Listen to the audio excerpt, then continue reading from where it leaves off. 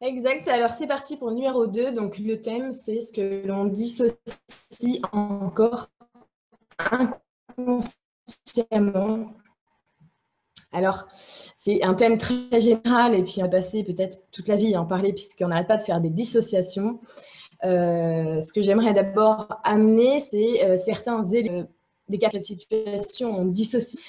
Ensuite, pourquoi on les dissocie et puis qu'est-ce qu'on peut faire finalement pour réintégrer cette unité, puisqu'on sait tous qu'il y a une unité, d'accord? On est tous d'accord pour parler de l'unité, et d'ailleurs, j'en vois écrit à tout bout de champ, l'unité, l'unité. Mais à vrai dire, je vois beaucoup, parce que par exemple, quand, je sais pas, on pousse un coup de gueule sur quelque chose, on parle de quelqu'un dans la vie de tous les jours, hein, voilà, des exemples très simples, quelque chose. Bref, il n'y a plus du tout d'unité qui existe quand on est au quotidien. En tout cas, on prend beaucoup moins en considération le fait qu'on fasse partie d'un tout et on s'optimise et surtout on fait net. Donc voilà, je parlais des choses qu'on dissocie, on va aller dans les choses du quotidien. Par exemple, quand il se passe un événement, et c'est le cas en ce moment, par exemple, pour les JO au Brésil, on a chacun les regards dirigés vers une cible, en fait, et la direction du regard sépare souvent ce qu'il y a tout autour. Voilà. Donc, ce qu'on sépare inconsciemment, c'est simplement par ce fait-là d'être focalisé sur une ligne, d'accord, et en fait mettre des œillères, tout simplement, parce que même si c'est inconsciemment, quand je regarde cette bouteille d'eau, bon, bah, je ne vois que cette bouteille d'eau si j'ai envie de me focaliser dessus. Donc je sépare la bouteille d'eau de tout ce qu'il y a dans ma pièce finalement. Et donc, une fois que je me focalise sur cette bouteille d'eau, je peux très bien aller observer cette bouteille d'eau, me dire qu'elle est super grosse ou qu'elle est mal fichue. Quand je bois, c'est pas terrible. Donc, je peux la juger. Finalement, le jugement vient et naît de toute dissociation. C'est pas plus compliqué que ça. C'est que dès que je vais dissocier quelque chose, par exemple, je prends un bouquet de fleurs, d'accord? Je prends un bouquet, waouh, un beau bouquet, et là, je vais aller regarder les fleurs dans le bouquet, et je vais me dire, tiens, celle-là, elle est plus moche que les autres, celle-là, elle est plus jolie. Et voilà comment je sépare, en fait, l'unité du bouquet, et que naît le jugement, en tout cas des observations, et ces observations peuvent devenir des observations subjectives par rapport à ma propre perception de la beauté. Donc, c'est très important de comprendre ce principe-là, parce que ça vient des principes divisés. J'avais fait une vidéo justement sur les principes divisés. C'est très important à comprendre parce que c'était par exemple sur la santé et la paix, la santé et la maladie. On sépare par exemple toutes les émotions, hein. On va même faire des échelles d'émotions. Alors pourquoi, moi, par exemple, je n'ai jamais parlé d'échelle de graduation d'émotions? Parce que j'aime pas séparer les choses, encore une fois, et que pour moi, une émotion, ça n'a pas d'odeur, en fait, ça n'a pas de couleur. C'est un code universel pur, d'accord? C'est simplement comment dire, notre propre manière de mouler ce code qui devient difficile ou pas difficile, tout simplement, encore une fois, parce qu'on a deux polarités qu'on dissocie en permanence. C'est bien, c'est pas bien. Hein, il y a quelque chose qu'on fait encore fréquemment, par exemple, au quotidien avec les enfants, quelque chose qu'on fait très, très inconsciemment, que j'ai remarqué avec les familles. On va dire, par exemple, tiens, est-ce que tu pourrais mettre la table? Et une fois que notre enfant a mis la table, on va lui dire, c'est bien, tu as mis la table. Mais qu'est-ce qui va se dire cet enfant? C'est ah, parce que ça aurait pu être mal. En fait, j'ai juste fait ce qu'on m'a demandé de faire. Et on lui dit c'est bien. Donc on n'arrête pas à chaque fois de dissocier les choses, même quand on va remercier quelqu'un, en nous-mêmes chaque fois. Par exemple, on a un choix à faire et c'est ça. J'avais donné une phrase qu'on m'avait soufflée justement à l'intérieur moi-même quand j'avais des choix à faire et j'ai expliqué est-ce que c'est ça, est-ce que c'est le bon choix, vous êtes sûr, est-ce que je prends la bonne décision? Et ils m'ont dit tu dissocies. Si tu admets en toi que tous les choix sont les bons, tu peux prendre n'importe quelle décision. D'accord? Alors, on va me dire, bah oui, mais non, parce que si par exemple, je dis, bon, est-ce que si je saute et que je m'éclate du quatrième étage, c'est bien ou est-ce que c'est pas bien? Mais encore une fois, c'est nous qui allons dissocier, est-ce que c'est bien ou est-ce que c'est pas bien? C'est ni bien ni pas bien, C'est juste comme ça. Et que de toute façon, si vous sautez ou vous sautez pas, vous n'allez aller nulle part que dans le tout. Vous ne pouvez pas être séparés du tout. C'est une illusion profonde. Donc, si vous avez conscience que de toute manière, où vous allez, vous êtes complètement inclus et vous êtes une partie, vous êtes le tout incarné dans le tout, eh bien, on ne peut pas dissocier les choses. Par exemple, quelqu'un qui va avoir un jugement ou une parole qui est malveillante envers vous, d'accord, c'est complètement de dissocier cette chose-là que de le prendre mal, finalement. Parce que si il vous dit un nom d'oiseau, par exemple, que vous appréciez pas trop, hein, bon, vous allez réagir. Okay, vous allez réagir, vous allez avoir peut-être une émotion qui n'est pas cool. Et par cette réaction, il y a la dissociation et le jugement qui va revenir. Tiens, il me dit ça parce que lui, de toute façon, il ne voit pas ça. Moi, de toute façon, je suis plus éveillée que lui, donc il est pas en train de comprendre. Non, non. C'est je regarde ce qui se passe tout autour de moi, ok, et il y a des courants alternatifs, mais au final, il y a toujours qu'un seul et même et unique courant. Je ne suis pas une victime, je fais partie du tout, comme tout le monde. Et ce qu'il est en train de me dire, il ne faut pas que je le dissocie de moi parce que j'en fais une confrontation. Si je le dissocie de moi, je le confronte à moi. Par exemple, j'ai remarqué ça quand on voit des émissions de débat. Alors là, les débats, moi, je peux vous dire que c'est quelque chose que je n'admets pas du tout. Pour moi, un débat, c'est battre, en fait, se battre pour donner, imposer parfois même ses opinions. Et on regarde à chaque fois que quand il y a un débat, il y a autant de dissociation que de points de vue. Finalement, au lieu de prendre le point de vue de tout le monde et de regarder tout en haut, d'accord, et de regarder le gros gâteau de tout cet ensemble de points de vue qui fait un énorme point de vue bien plus haut, on va dissocier les points de vue et on va en faire des parts de gâteau qui n'ont pas le même goût. Et on va se ranger bien gentiment. Moi, je suis plus de son avis à lui, moi, je suis plus de cet avis-là, et moi, je suis plus... Donc, moi, je me dissocie toute seule parce que je prends parti. Donc, ça rejoint aussi le fait, quand je disais, arrêtons de dénoncer, arrêtons voilà, il y a une pétition parce que ça, c'est pas bien. Alors, je ne dis pas de ne pas voir et de ne pas faire les choses pour que les choses s'arrangent.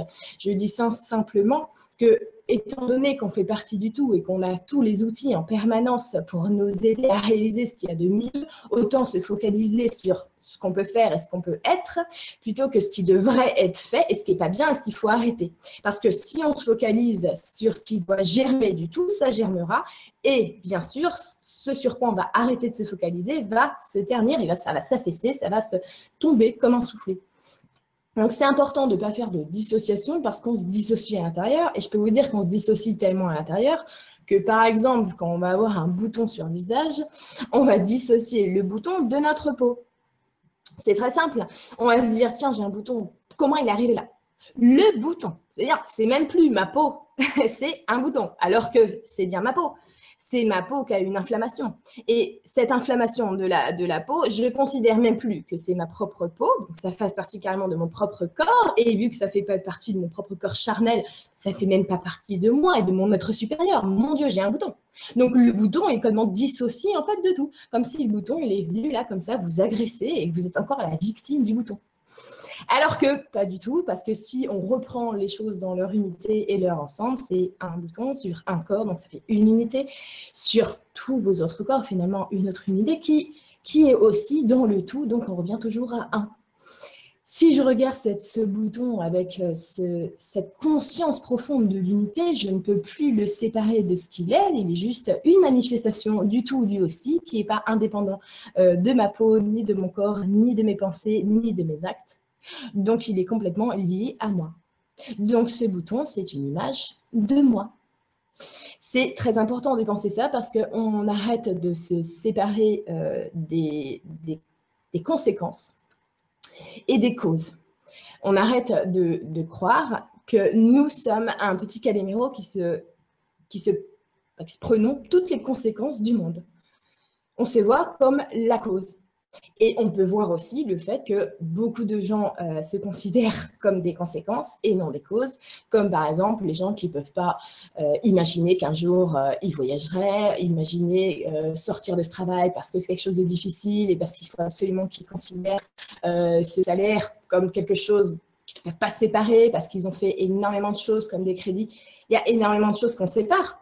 Par exemple, ce fait-là de se prendre un crédit pour une voiture ou pour une maison, on sépare le crédit de nous-mêmes. Alors là, c'est plus du tout une conséquence de notre propre acte. C'est carrément quelque chose, une épée Damoclès qu'on se met sur la tête, comme si on nous avait forcé la main.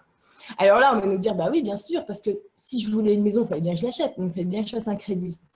D'accord, ok, mais c'est ta perception des choses, c'est toi qui as vu ce chemin-là d'acquérir ta maison de cette manière. Et maintenant, la conséquence, tu la sépares de toi parce que c'est bien plus facile finalement que de te regarder bien en profondeur et d'aller augmenter tes perceptions pour voir que peut-être il y a d'autres chemins.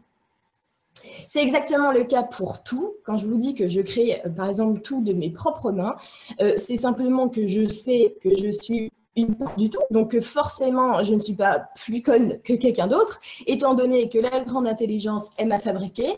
Elle est directement à l'intérieur de moi puisque je suis une prolongation de cette grande intelligence. Donc, je peux très bien, moi aussi, l'exprimer et je peux me perfectionner. C'est ça vraiment notre capacité, nous, en tant qu'êtres humains, c'est de nous perfectionner. Donc, même si je ne sais pas à l'heure actuelle comment on fabrique telle chose, c'est pas grave. Je sais que l'information, elle est toujours en moi. Donc, c'est pas grave si je n'arrive pas à m'écouter parce que, bah non, mes guides, ils vont peut-être pas me dire tous les tuyaux pour que je fasse un site internet, par exemple. Mais puisque je sais que tout part de moi, je sais que si j'ai cette motivation d'aller apprendre, je peux me mettre en action pour trouver ces réponses-là à l'intérieur de moi, mais avec l'extérieur. Par exemple, avec Bidule, qui a déjà fait un site internet et qui est super peu là-dedans. Mais Bidule va me donner les réponses, d'accord? Max, il est super sympa, il m'a donné beaucoup de tuyaux pour faire mon site internet. Donc, si je sépare les choses, je vais dire, ah, c'est Max qui m'a donné les réponses. Or, pas du tout. Ça, c'est simplement la perception que j'en ai. C'est moi qui a trouvé les réponses parce que c'est mon intérieur, d'accord, qui est allé trouver Max. Exactement comme le fait que vous soyez là, par exemple, à m'écouter. Donc, en fait, tout passe à l'intérieur de nous. Par exemple, j'avais partagé... j'avais partagé une photo parce que j'ai acheté une petite pancarte pour mon entrée et c'était en anglais, bien sûr que je me parle à moi-même parce que souvent ou parfois j'ai besoin des conseils d'un expert. Alors, je trouvais ça très drôle, cette manière de tourner les choses. Et là, quelqu'un m'a commenté quelque chose de très intéressant et il m'a dit, eh oui, mais moi, vu que j'arrive pas à m'écouter, c'est à travers les articles, les films, les personnes que j'apprends et je parle, en fait, que je découvre. Et alors ça, c'est une dissociation tellement... Mais c'est exactement ça le problème de la dissociation. C'est parce que à travers, oui, tu as les films, tu as les personnes, tu as les rencontres, tu as les articles, mais c'est toi. C'est toi. Quand tu vas voir un film et qu'un message te parle, c'est ton moi qui te parle à travers. C'est moi qui t'a dit d'aller regarder le film. C'est toi qui as créé tout ça. C'est pas dissocié de toi tout ça. Donc quand justement je reçois des mails en disant bah, merci Lulu pour ça, je comprends, mais c'est vous. Ça veut dire que c'est au moment où vous avez décidé d'avoir cette réponse et que vous êtes mis en action, vous avez trouvé la réponse. D'accord, vous pouvez dire merci, mais dites merci à vous-même puisque c'est vous qui vous êtes parlé. Donc voilà les dissociations qu'on fait encore inconsciemment, justement le fait que par exemple on se dise qu'on n'arrive pas à s'écouter et qu'on ait besoin de l'extérieur. En vérité c'est une illusion totale puisque vous êtes autant l'extérieur que l'intérieur. Donc si vous arrivez à capter les messages dans un film, c'est que vous arrivez à vous écouter. C'est exactement le même chemin en fait. Et de penser que c'est séparé de vous, c'est faux. Donc ça, c'est pour les exemples fréquents voilà, de la vie quotidienne. Je vous invite à regarder vraiment ce que vous dissociez. Et moi, ce qui me faut faire comme exercice, c'est par exemple quand je vais vers un jugement, parce que ça m'arrive aussi, hein, évidemment. Hein, à chaque fois, il me montre que j'ai sorti une rose d'un bouquet. Et du coup, c'est pas bien ce que je suis en train de faire. Je suis en train d'enlever cette unité-là. Alors, c'est pas forcément pas bien, mais il me montre qu'il faut que je replace les choses dans leur ensemble. Donc, si par exemple, un être voilà, va me dire quelque chose que je suis en train de juger, hein, même si c'est positivement, hein, il me replace, il me resitue complètement, mais je veux dire sur un angle invisible en fait, sur un angle informel totalement, où je vais voir que c'est pas cette personne-là, c'est pas sa vie, ses pensées, ça, c'est une phrase, donc un courant d'énergie qui arrive à ce moment-là dans ma vie, donc j'ai créé, comment je l'ai attiré, c'est l'attraction tout entière, c'est l'univers, les étoiles, et je vous jure, quand on fait ça, on se rend compte, waouh, j'ai aucun problème. Il n'existe aucun problème dans le monde. C'est impossible, puisque tout revient toujours au tout, vu que tout n'est jamais rien séparé du tout. Il n'y a pas de problème, il n'y a pas d'horreur. Hein. Comme le fait, par exemple, qu'on dissocie la mort, quand on dit on va laisser le corps de chair pour aller. Mais finalement, on laisse rien du tout, puisque ça n'a jamais été nulle part. Ça n'est jamais autre part que dans le tout. D'accord? C'est nous qui sommes obligés de fragmenter les choses pour amener notre mental à comprendre. Mais notre mental, maintenant, il est assez évolué, il est dans une période, il peut se relier à l'esprit et comprendre des notions totalement abstraites. Donc ça, c'est hyper important aussi. Alors, ce qu'il va falloir maintenant dire pour creuser un petit peu plus cette notion de dissociation, je suis allée demander plus en profondeur quelque chose qui pourrait nous donner la clé déjà de savoir pourquoi on dissocie, fondamentalement, pourquoi on dissocie les choses. D'accord? Et donc, j'ai demandé qu'est-ce qui nous amène à dissocier, à considérer les choses de manière dissociée, séparée. D'accord? Eh bien, j'ai eu un mot, c'est la forme. La forme. Alors, au début, je n'ai pas trop tout compris, mais j'ai tout compris une fois qu'on m'a montré. Regardez bien. Regardez tout autour de vous. Alors, moi, dans mon salon, c'est très simple. Il y a des chaises, tables, fauteuils, canapés, un parc, des jouets partout, des arbres à chat. Donc, tout ça, en fait, ce sont des formes. Les fenêtres, c'est des formes. Les maisons que je vois en face, c'est des formes. Les arbres, c'est des formes. Les cailloux, c'est des formes, en fait. Tout ça, c'est des formes. Même la lumière qu'il y a là, ça fait un halo. Mais un halo, c'est une forme. Là, mon corps, là, que je dissocie de quelqu'un d'autre, d'une amie, c'est juste parce que c'est des formes. Et donc, dans l'informel, dans la non-manifestation du tout, eh bien, on voit en permanence que rien n'est dissocié. D'accord? Donc, plus on va aller finalement vers comment dire, ces filtres qui s'affinent et cette perception de l'invisible, moins on aura conscience, moins on va séparer en fait le tout, puisque toutes les formes, on les verra dans leur complétude, complètement. Ça veut dire que, par exemple, cette bouteille d'eau, nous, là, en perception physique, on la voit formée, donc voilà, c'est un objet séparé de mon corps, ok? Mais en réalité, c'est pas du tout séparé, puisque l'air qu'il y a entre nous, ça fait partie aussi du tout. Vous croyez que ça vient d'où, l'air? Donc, c'est rien séparé. C'est rien séparé. Rien n'est séparé. Il n'y a que la forme qui nous donne cette totale illusion de séparation. Et c'est aussi le cas, par exemple, je suis allée loin, je me suis dit, mais oui, mais c'est bizarre, ça fait un peu...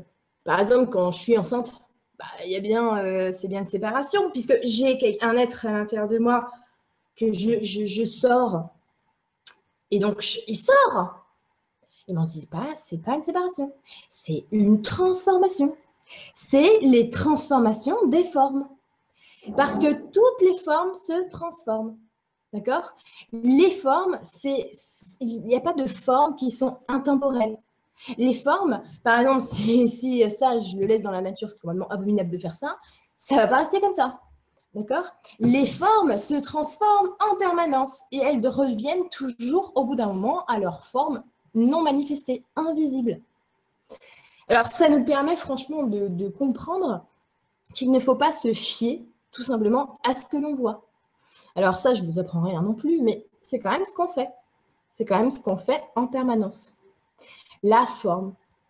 Alors, quel est le chiffre finalement qui se répète et quel est le chiffre de l'unité? Je ne vais rien vous apprendre, c'est le 1. D'accord? Mais pour comprendre ce chiffre de l'unité, je leur ai dit, donnez-moi des exemples pour que je comprenne ce chiffre qui est d'unité 1. Parce qu'il y a 1, 2, 3, 4. Alors, pourquoi il y a 1, 2, 3, 4, 5, 6, 7, 8? et 9. Alors, il m'a expliqué. Tu prends un, d'accord? Donc là, par exemple, j'ai un téléphone, d'accord? Donc, j'ai un téléphone. J'ai 2 téléphones. Ouais, mais c'est un groupe de 2 téléphones. J'ai une personne, c'est une personne. J'ai 2 personnes, ça fait un duo. J'ai une fleur. J'ai 5 fleurs, ça fait un bouquet. J'ai... on peut faire ça à l'infini. Hein. À chaque fois qu'on prend quelque chose, on peut toujours le réduire à 1, en permanence. Voilà. J'ai 2 yeux, ouais, mais j'ai une fois 2 yeux. J'ai un nez, j'ai un corps, j'ai 3 milliards de cheveux, ouais, mais j'ai une fois 3 milliards de cheveux.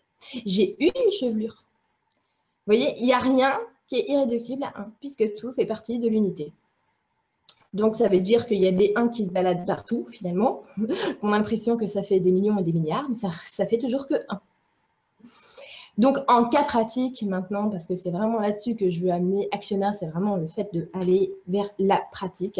À quoi ça sert, à quoi ça aide de comprendre que la forme nous dissocie de tout. C'est simplement nous apprendre à ne pas juger sur les apparences et à comprendre que finalement, nous sommes aussi une forme, donc il ne faut pas se juger soi-même.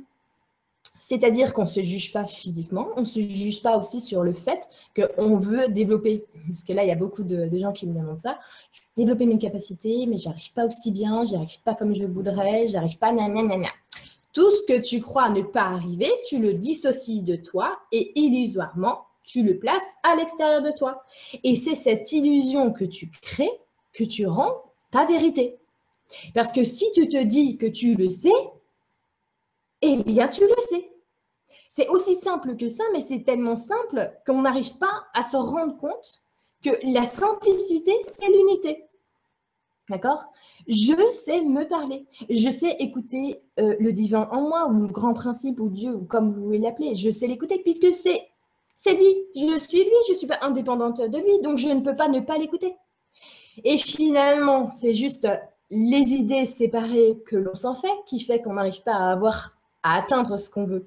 Par exemple, si j'attends forcément qu'un mec, Michael, arrive et puis me bombarde dans ma tête et me donne des messages, évidemment, je risque d'être un petit peu déçue si ça se passe jamais, mais c'est parce que j'ai séparé une idée dans ma tête, je l'ai calée là, je veux que ça fonctionne comme ça, donc cette idée, elle est là, et ben malheureusement, je l'ai complètement séparée de moi. Que si je prends en considération que Michael, qu'il soit à Tombouctou ou sur planète Saturne, de toute manière, il fait partie du tout. S'il fait partie du tout, il est forcément inclus en moi. Donc, je peux lui parler directement à l'intérieur de moi. Je n'ai pas besoin qu'il me parle à travers mes oreilles. D'accord? Donc, quand je lui ai parlé, par exemple, j'ai eu quelqu'un qui m'a dit « Waouh, j'ai adoré La vie des maîtres et tout ça. » Et elle voulait me poser une super question sur le livre. Et elle m'a dit « Toi qui es en contact direct avec les maîtres, tu pourrais peut-être me répondre. » Toi aussi, tu es en contact direct. Ils ne sont pas séparés de toi. Tu n'es pas séparé d'eux. Et c'est la première chose que je lui ai dit. Parce que je ne suis pas quelqu'un de privilégié. Et les maîtres, ils sont en contact avec tout le monde, puisqu'ils sont dans cet informel, ils peuvent s'y rendre. Et c'est justement pour ça qu'ils ont eu un dévouement total. C'est qu'ils sont en permanence fondus dans les gens. Si vous voulez vous poser une question, vous pouvez très bien consulter votre moi, mais si vous n'avez pas confiance, qui est encore une illusion finalement, parce que la confiance ou pas la confiance, c'est une illusion. Vous ne pouvez que avoir confiance puisque vous êtes une part du tout, vous êtes le tout. Et si quand même vous créez cette illusion, vous pouvez demander à parler avec les maîtres, il n'y a aucun problème. Mais vous savez ce qu'il va falloir écouter pour les entendre? Eh bien c'est très simple, c'est la voix la plus sage à l'intérieur de vous. Vous êtes un grand sage. Et si vous en faites une vérité fondamentale, eh bien, la voix du grand sage va parler à l'intérieur de vous. Par exemple, je vais très bien savoir s'il faut que je me resserve une part d'un bout de brownie. Je le sais très bien. Je veux dire, il n'y a pas besoin d'avoir quelqu'un en permanence pour vous dire ce que vous avez à faire. Vous voyez, c'est pour ça que les grands maîtres, ils disent toujours qu'ils peuvent très bien éclairer l'interne, ils ne peuvent pas faire votre travail à votre place. Parce qu'on est tellement bien fichu que le grand sanctuaire du tout, en fait, il est à l'intérieur de chacun de nous. Et d'ailleurs, je voulais profiter de ça pour une histoire que j'adore et personnellement, elle m'a vraiment... Oui, c'était encore une espèce d'union, de révélation à l'intérieur, ça fait quelques années. J'ai toujours adoré l'histoire du génie avec la lampe. En plus, dans ma famille, c'est un petit peu les minuit et nuit, les minuit et nuit. Et avant, on s'amusait à m'appeler Sherazade. Enfin, j'avais un nom très arabe, très oriental. Donc voilà. Et donc j'adorais cette histoire de la lampe, du génie et de la lampe. Et j'adorais tellement que j'ai demandé qu'est-ce que c'est que cette histoire? Parce que pour moi, les histoires et les mythes, ce sont des symboles très importants à capter. Il faut savoir que souvent, les maîtres et votre moi à l'intérieur, ils ne parlent pas de manière formelle forcément. Il va vous donner des allégories, il va vous donner des images, d'accord? Donc, prenons cette lampe.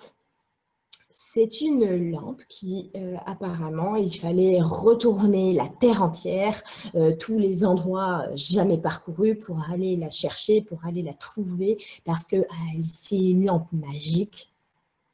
Et à l'intérieur de cette lampe, il y a le génie. Alors, c'est quand même gros, rien que juste ça. Et ce génie-là, il accomplit tous vos vœux. Il en accomplit 3. 3, c'est le chiffre de l'expression. Autant vous dire que ces hommes, parce que ça, c'est pas un mythe, ils sont vraiment allés chercher la lampe partout, partout, partout. Mais alors, ils ont juste oublié que, en vérité, où on a placé cette lampe magique, eh ben, c'est à l'intérieur de chacun d'entre nous. C'est ça. Elle est là. C'est là où elle a été placée. Et malheureusement, ceux qui ont pris les choses à la lettre, ils sont allés chercher à l'extérieur d'eux et ils ont tout séparé illusoirement, aller chercher les grottes en dessous de l'eau, ils peuvent aller chercher où ils veulent. Tant qu'ils n'iront pas à l'intérieur d'eux, ils ne trouveront rien du tout. Donc cette lampe, c'est la lampe magique et le génie, c'est simplement nous. C'est le grand principe, c'est Dieu. Et ça, j'adore cette histoire parce que à chaque fois que je m'en rappelle, ça donne ça ravive cette conscience. C'est pour ça, par exemple, que je vous disais de devenir votre propre huile de lumière. Donc, comment dire, vous ne pouvez plus rien séparer une fois que vous savez que vous avez... vous avez peut-être vu, justement, Aladdin, et il dit... quand il se présente le génie, il dit il y a tout ça, il y a machin, et pouvoirs cosmiques phénoménaux, nanana, tout ça. Il le met dans la lampe. Et après, il fait dans votre mouchoir de poche. Mais je trouve ça énorme parce qu'on voit tout. En fait, il y a tout dans la lampe. Donc, il y a tout à l'intérieur de nous. Donc, rien n'est séparé. Et donc, je suis tout, tu es tout, nous sommes tout. Mais ensemble, on est une unité. Séparément, on est une unité. Mais séparément, on est des unités qui forment un groupe et une unité. Donc, voilà pour ce module Actiona. J'espère que je vous aurai fait voyager un petit peu. En tout cas, si je peux vous conseiller un petit voyage, c'est justement cette histoire de la lampe. Moi, j'en ai fait un voyage en projection. C'était vraiment fabuleux d'aller voir cette lampe parce que cette lampe, on peut la visualiser à l'intérieur de nous et alors on se rend compte qu'elle n'est pas que à l'intérieur de nous, mais finalement, cette lampe, elle est tout. Cette lampe, on est tous dans la lampe. Et cette lampe, il y en a une micro à l'intérieur de nous tous et cette micro est aussi importante que la grande puisque en fait, c'est que l'image de la grande. Donc, c'est le sujet sur lequel je voulais vous emmener. Alors, dans la pratique de tous les jours, j'espère que vous arriverez maintenant à suffisamment prendre du recul et de la hauteur pour comprendre qu'on n'a rien besoin de séparer. Quand on sépare, ça crée du jugement, des problèmes, ça amplifie les choses parce que ça les empile. On peut séparer les choses, les factures par exemple, et se retrouver complètement... on peut séparer énormément de choses qui nous font du mal, donc se faire du mal pour rien et finalement être les créateurs de nos propres problèmes parce que nous sommes les créateurs de nos propres problèmes. C'est tout à fait logique quand on considère l'attraction. C'est bien quelque chose aussi que j'aimerais développer avec vous. C'est bien ce phénomène d'attraction parce qu'il y a beaucoup de choses qui sont dites sur la loi d'attraction. Et finalement, quand on dissocie cette loi de nous-mêmes, ça ne marche pas du tout. Donc, je vous embrasse. Je vous dis à bientôt. Je ne sais pas quand est-ce que je vais faire l'autre module d'Actiona. J'en ai rien à faire de savoir, mais vous serez tenus au courant. Il n'y a pas de souci. Je vous embrasse et je t'embrasse, ma Stéphane. Bisous!